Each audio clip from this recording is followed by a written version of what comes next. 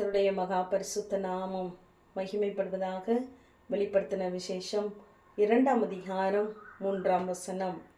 என் நாமத்தின் நிமித்தம் இலைப்படையாமல் பிரயாசப்பட்டதையும் அறிந்திருக்கிறேன் என்று கர்த்தர் சொல்வதாக நாம் வாசிக்கிறோம்.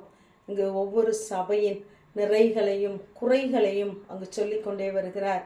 இங்கு எபேசு சபையை பார்த்து தான் சொல்லுகிறார், என் நாமத்தின் நிமித்தம் நீ இலைப்படையாமல் பிரயாசப்பட்டதை அறிந்திருக்கிறேன் என்று சொன்னவர், அதற்கு அடுத்த வசனத்திலே, நீ ஆதியில் கொண்டிருந்த அன்பை விட்டாய் என்று உன் பேரில் எனக்கு குறை உண்டு என்று சொல்லுகிறார்.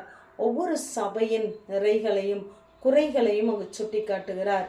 நம்முடைய வாழ்க்கையிலும் நாம் செய்கிற நன்மையான காரியமானாலும் தீமையான காரியமானாலும் அவர் நியாயத்திலே கொண்டு வந்து நிறுத்துவார் என்று நாம் வேதத்திலே வாசிக்கிறோம்.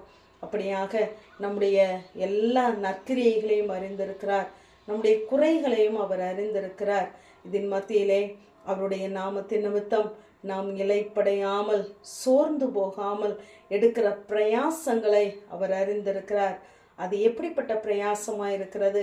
அநேக காரியங்கள் நம்மை சுற்றி நெருக்கி கொண்டு இருக்கும் பொழுது நாம் அதை சகித்திருக்கிறோம், நாம் பொறுமையாக இருக்கிறோம்.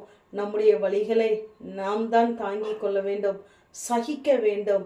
அப்படிப்பட்ட சூழ்நிலைகளின் மத்தியிலும் கர்த்தருடைய நாமத்தை அறிந்ததினாலே நாம் அநேக இடங்களில் நாம் பேசக்கூடாதவர்களாக, நலமானதை கூட சொல்லக்கூடாதவர்களாக நம்மை நாமே சகித்து கொண்டு இருக்கிறோம்.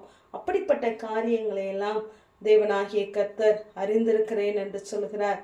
ஆகவே இந்த சத்தத்தை கேட்டுக்கொண்டு இருக்கிற உங்களுடைய வாழ்க்கையிலே நீங்கள் எடுக்கிற பிரயாசங்கள் எதுவாக இருந்தாலும் இயேசுவின் நாமத்தினாலே நாம் கர்த்தருடைய வார்த்தையை கொண்டு சோர்ந்து போகாதபடி பிரயாசப்படும் பொழுது அவர் நிச்சயமாகவே நமக்கு பலன் அளிக்கிறவராயிருக்கிறார்.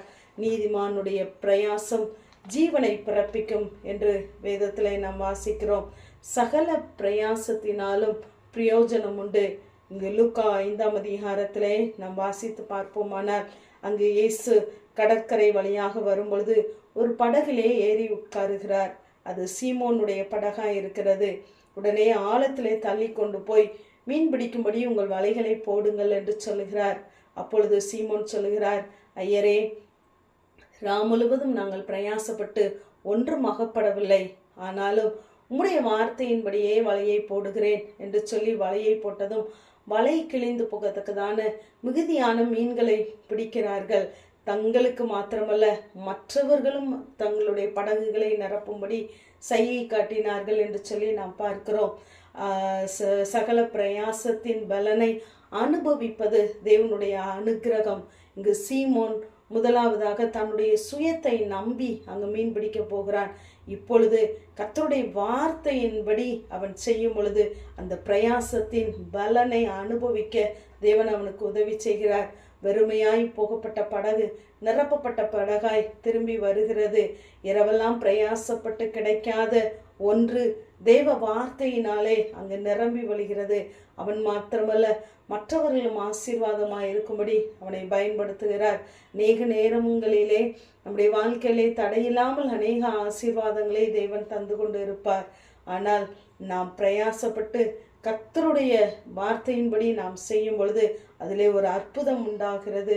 ஆகவே நம்முடைய வாழ்க்கையிலே நாம் பிரயாசப்படுகிற காரியங்களை தேவன் நிறைவேற்றுவதற்கு ஒரு நொடி பொழுது ஒரு வார்த்தை போதும். அங்கு ஆரோனுடைய கோல் துளிர்ப்பதற்கு ஒரு இரவு போதுமானதாக இருந்தது. அது பூ பூத்து துளிர்த்து பூ பூத்து பழம் தந்தது. ஆகவே நம்முடைய வாழ்க்கையிலே பிரயாசத்தின் பலனை நாம் காண்பதற்கு தேவன் ஒரு நாளை, ஒரு இரவை குறித்து வைத்திருப்பார். ஆகவே ஒவ்வொரு நாளும் தேவ சமூகத்திலே நாம் எதிர்பார்ப்போடு காத்திருப்போம். நிச்சயமாகவே நம்மை ஆசீர்வதிக்கிற தேவன் நேகருக்கு நம்மை ஆசீர்வாதமாய் பயன்படுத்துவார். ஆமேன். ஜெபம். பிதாவாகிய தேவனே, குமாரனாகிய இயேசு கிறிஸ்துவின் நாமத்தின் மூலமாய் உடைய சன்னிதானத்திலே வருகிறோம். உன் கைகளின் பிரயாசத்தை நீ சாப்பிடுவாய் என்ற வேத வார்த்தையின்படி கர்த்தாவே, உடைய பிள்ளைகள் படுகிற ஒவ்வொரு பிரயாசத்தின் பலனை அனுபவிக்க கர்த்தர் உதவி செய்வீராக. எந்த சூழ்நிலையானாலும் சோர்ந்து போகாதபடி உடைய நாமத்தின் நிமித்தம் பிரயாசப்பட, அந்த பிரயாசத்தின் பலனை அனுபவிக்க கர்த்தர் நீங்க அனுக்கிரகம் பண்ணுவீராக. இயேசுவின் மூலம் ஜெபம் கேளும் எங்கள் நல்ல பிதாவே. ஆமேன்.